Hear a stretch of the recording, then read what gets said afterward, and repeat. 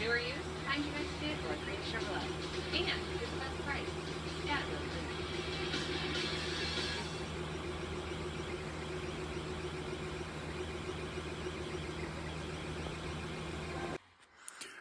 What is up, YouTube? Today I will be going over my Ender 3 and some of the stuff I have done to it. Now, as you know, last time, I don't know how many people watched to the end of the video to watch this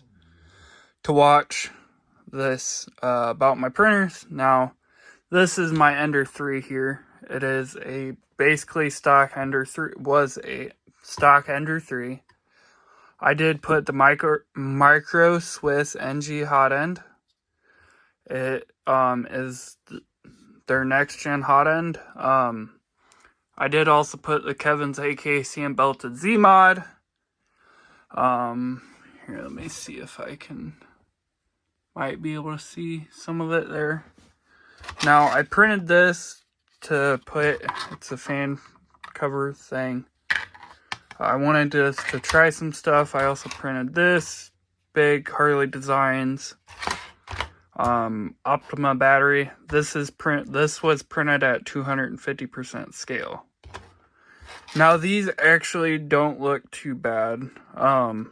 There is some stringing, yes, but that's, I think, tuning on my part. Now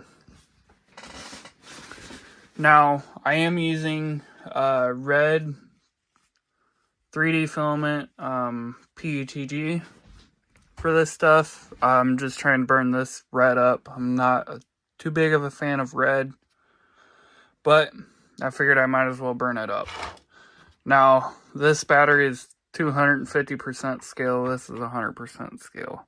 To give you a size reference. This is for a 1/10 scale RC, made by Harley Designs.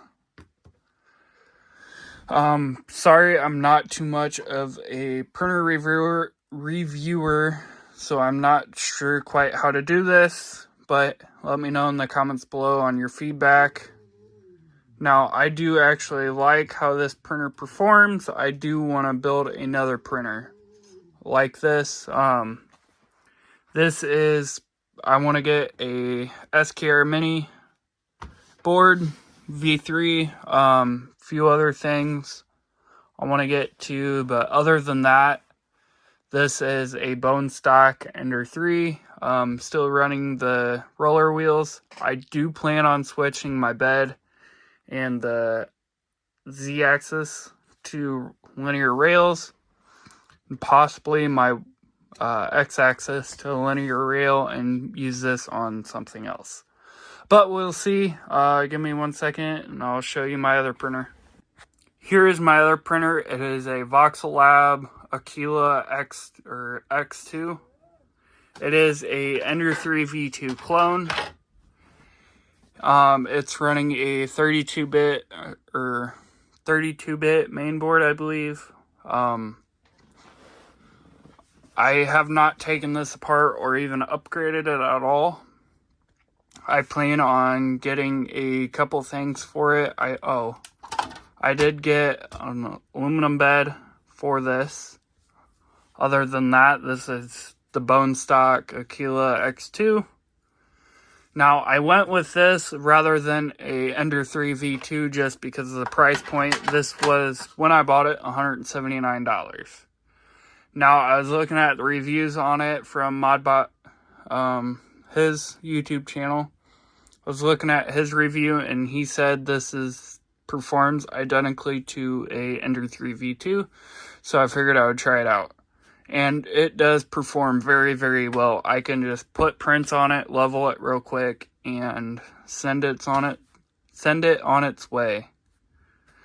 I do have to level it every time. I don't know why I do. Let me know in the comments below. It is a manual level bed.